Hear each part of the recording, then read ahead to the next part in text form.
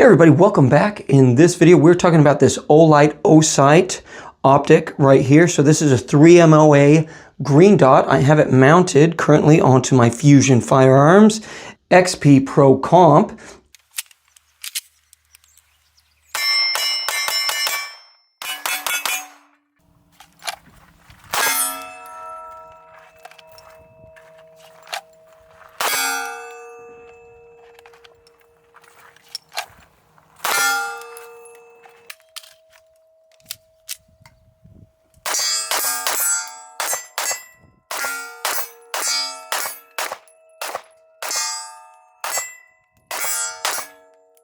So first, let's go over what is coming with the optic. So we have the charging battery housing, so that just slips right on the top. And this is pretty cool. It actually, if you click on this, it's actually going to show you how much battery life you have on there. Okay. So we have the housing, and then inside the box, these little pull tabs to get these foam inserts out, and then we're going to get this. So we have a bunch of little things in here. So this is the little toolkit and the USB charger. There's the tool right there.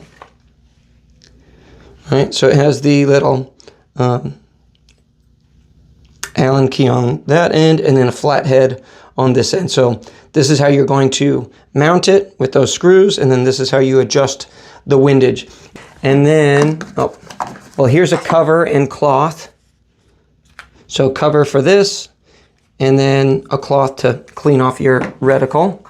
And then this, I actually really like this. This is all of the different screws, the mounting screws for your optic. So comes with pretty much everything, every size and length that you should require depending on what you have. And these are just kind of cool. They actually like come apart. So it's like, I mean, it's not a huge deal, but it's just one of those things where it's like, oh, that's convenient. So they have all these different screws, and they come with 3 each. So you have one extra one in case you're an idiot and you accidentally lose one when you're trying to mount it. But it has all the different sizes that you'd want. So we have 3x32, 4x40, 6x40, and M3. And then they have different lengths. So each row is different lengths. So you're going to have a shorter length and then one of the longer lengths. So you're ready to go. There's been a lot of times, even with some of these higher end optics, where I'll get it and it'll come with like 2 screws or 2 different screw sizes, and you're like, man, this doesn't fit. It's not working with what I'm using. And then you have to figure out what screws you need and then go find them. So it comes with everything you need and you're ready to go. Okay. All right, so that's what you get in the box. And it's a nice box. Okay. Now let's go ahead and get into the functions and the modes that we get out of this optic. It is a green dot optic. You can also get it in a red dot. We can see we have the controls. We have plus, we have minus, and this is what we're going to be using to make any adjustments. If we don't have the housing and we are unable to see what the battery life looks like, we can push one of the buttons here and then we will get an indicator on the side. So it is green. So that means that we are above 50%. If it goes to yellow, that means we're between 50 and 20%. Red means that we're at 20 to 10%. And then if it's blinking, we are at less than 10%. So that's going to give you an idea of when you are going to want to start charging your reticle. When we are wanting to turn this on and off, so right now I do have it on. What we do to turn it off is we're going to push the positive and the negative, the plus and minus, simultaneously. So if we do that, let me get you lined up. Okay, so we're going to push those at the same time. So you push them and hold them, and then that turns it off. If we're wanting to turn it on, we're just going to push the positive. Just a quick click, and then that is going to turn it on. Now, the optic has three different modes that we can switch this into. Well, I mean, I guess we could say a fourth mode as well. So let's go ahead and get into that. So first one is going to be the manual mode, and how we're going to switch between these is we're going to be using the positive button on the side here, and we're going to be pushing and holding for over 3 seconds. And then our reticle is going to flash at us, and that's going to tell us what mode we are in. So we're going to push and hold, and if it flashes once, we're in manual mode. So that's going to give us the availability to actually cycle through on our own, because it has 12 different brightness settings. So 1 and 2 are typically going to be nighttime settings, and 3 through 12 are going to be daytime settings. So let's go ahead and switch our mode here. So we're going to push and hold the plus, and we should see that reticle flash after 3 seconds. 1. Okay, so it flashed at us once. So that means that we are in manual mode. So now, see, I can cycle through manually the different settings. And like I said, there's 12 settings. So when we get to 1 and 2, you'll actually see it kind of disappear here. So that's settings 1 and 2. So we're on 1, we're in 2. There's 3, now we're in the daytime. So these last 2 settings are very, very low. So let's see if we can get you guys to see this. Okay.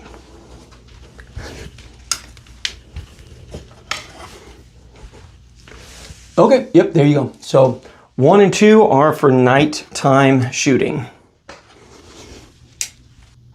So the next mode is going to be lockout mode. In this setting, all button operations except for shutdown and switching to auto sensing mode are disabled.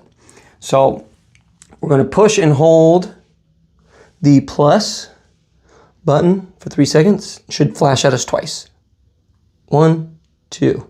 Okay, so we are now in lockout mode. So now we should, so now that just freezes it. So whatever mode you were just in, whatever brightness you were on, it's done. You can't do any adjustments now. It's set, it is fixed.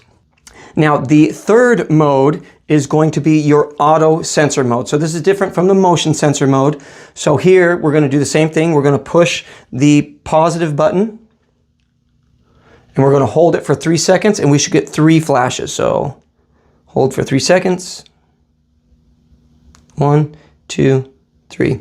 We're in auto sensor mode. So you just saw my reticle, it dimmed a little bit. So this is auto sensing the amount of light in our surrounding area. So now if things start to get a little bit darker, it'll automatically dim on its own.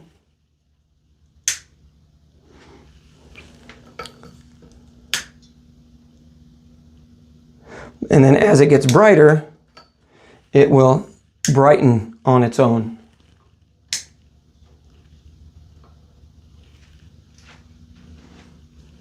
Okay, so now when we do this, see how I do not have the ability to change the reticle.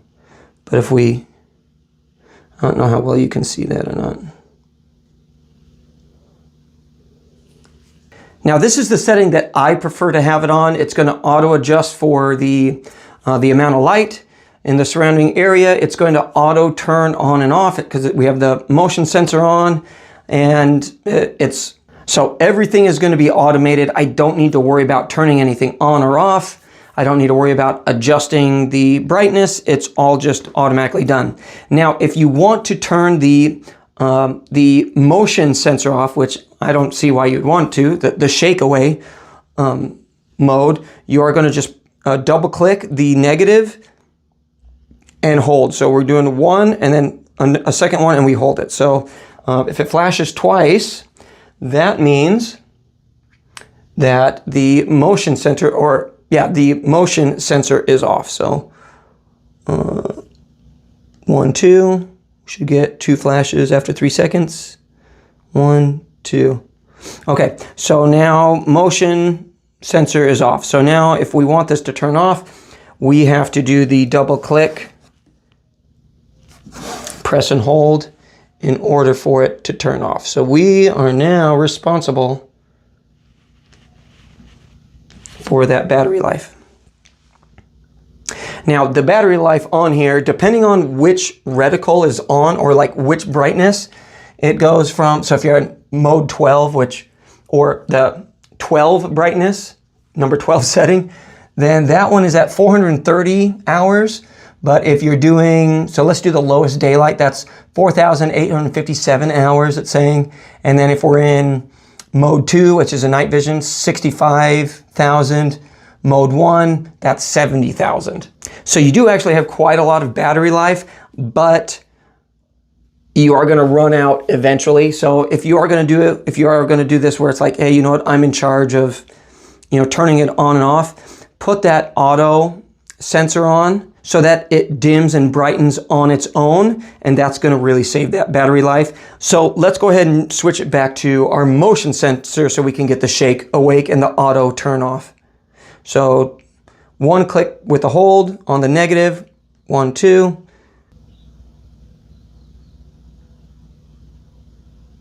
Okay, so we had one flash, so now we know that auto sensor, the shake awake, is now back on and we are ready to rock and roll.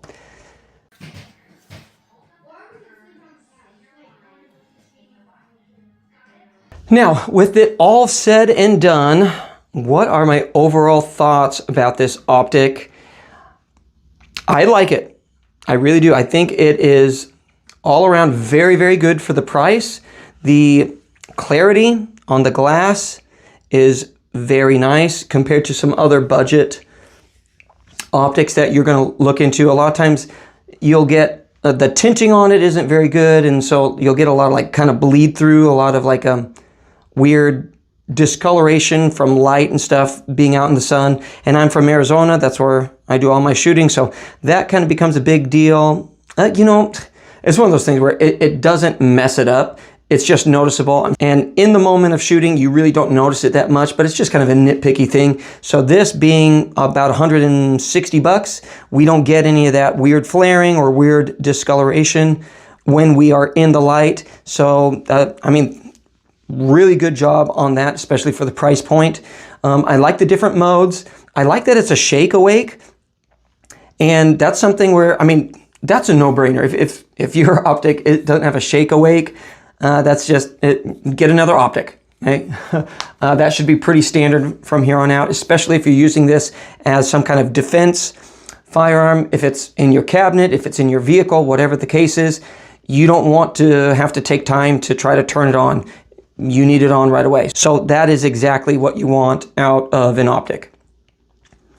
Now, the shape of it, I originally didn't really like the shape. I thought it was, I don't know how to explain it, like too simple, I guess. I don't know, but that's just a cosmetic thing.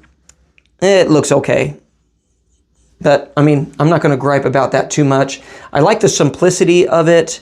It's easy to adjust the different modes. Easy to get into these screws. I will say though, that with my, I don't know if you guys can see it. Yeah, you can kind of see it. That little tick mark right there on the side, and then also on this side, matching. So those are from me putting my Torque screwdriver in, and it's just, the screws are so close to the walls that I bumped into it with my Torque screwdriver. So didn't like that, but that's cosmetic again. I could probably just do a little like a permanent black marker on there, and that'll probably hide all that. So not a huge deal, but it is something where I'm like, I'd rather not scuff up my new Optic in order to actually, you know, get it on to the proper torque. So there is that. I will say I actually, this is like where I'm conflicted. I actually really like this, but it's also one of the things that I don't like about it too. So I like it, okay, and that's how it charges right there, that panel right there. And I think it's super, super cool. But what happens if you lose this thing? Which I don't know about you guys, but I lose stuff all the time. Ugh. So if you lose this, now you're kind of stuck. There's no way, see, there's no way to plug it in at this point. So if you lose that, you are up a creek. Now, I mean, you can buy the extra ones and everything like that, and that's really cool. But let's say you lose it, and you don't have a second one, so now you have to order it, which, I mean, you're getting it off of Amazon, so it'll be there the next day. But what if you need it that day? Okay? Then you're in trouble. So that's my only gripe about it. And again, it's like, I really like it, but then it's also kind of an Achilles heel where it's like, there's a downside to that. I do wish they had something else where it's like, hey, if you lose this, it can be plugged in somehow and charged that way with a regular USB charging cord. But it is also one of those things where I understand that, like, I mean, where would they put it? I guess they could put it on this side. But yeah, anyway, yeah, so that's my little gripe about that. Not a huge deal. It's a love-hate relationship with that charging housing. I guess the fix to that is just buy a couple of these. And then I'll go ahead and provide a link for those down in the description too, so you can buy extra ones. Now I will also do a shout out here. I have the Olight PLX dual beam flashlight on this as well. So it actually lets you switch between two different light settings. So let me see. So that's just kind of cool.